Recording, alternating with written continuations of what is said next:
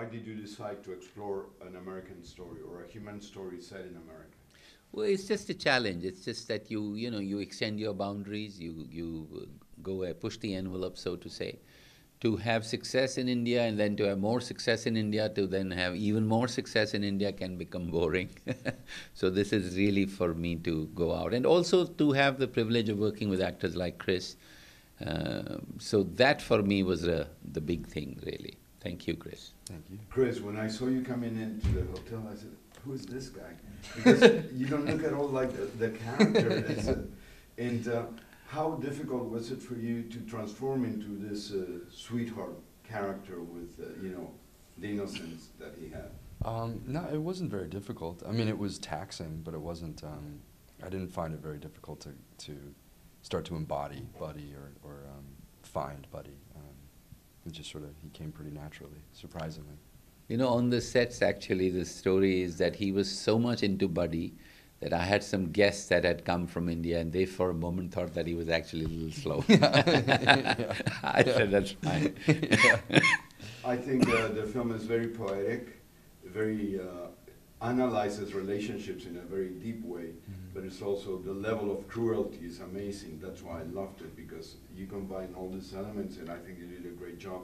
Can you tell us a little about what would you like people to bring home after seeing the movie?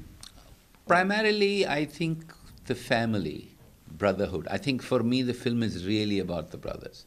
It's about your family. All that violence is just a way to convey that all that really matters is your family and brotherhood to me. That's what the film is about.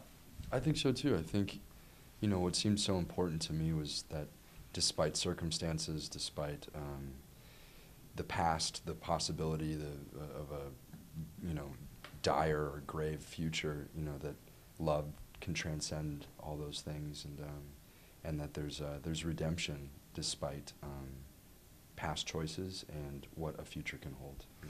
Without giving anything away, I think that the way the film solves the story itself at the end is very liberating. I was very happy. Did you have any doubts? Did you want it to change the ending, or it was always like that? Well, if I had a big studio and big star, they'd make me change the ending, I'm sure. But fortunately, I had no shackles. I did exactly what I thought was right and what I believed in. So this film is done with a lot of freedom. We spent a lot of money doing it, almost $20 million, but we didn't have to worry about somebody telling us change the ending. You don't have to deal with those Hollywood suits? No. Fortunately not. Yeah. And Chris, tell me, how did you develop that close relationship with Jacob or Anton? Anton and I have worked together twice before, and we'd worked together in a film called Alpha Dog and a TV show called Huff that he was on for a long time, and we always just got along very well. I mean, I've watched, all of his films and television for years and years, and he was, the person responsible for putting me and Vinod in contact, and so he had mentioned my name to Vinod, and I put myself on tape, for him, and he responded. So, Anton actually was a driving force for me to get involved, luckily. And that tape was very critical, because if I wouldn't find Buddy, I was 7-8 weeks away from shoot. I decided not to make the movie, because I was not going to make it till I found Buddy. And I saw that tape 12:30 at night.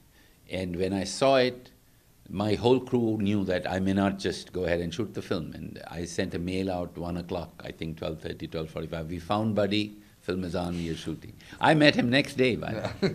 Last question, why this tribute to the American frontier?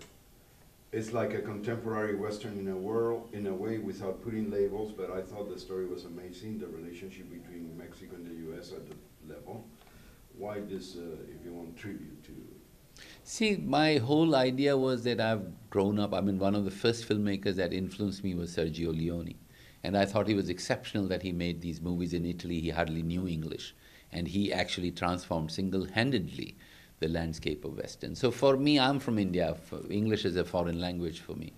I think that is primarily, so my tribute really is to Sergio Leone. And then after that to John Ford and others, but first and foremost to Sergio Leone.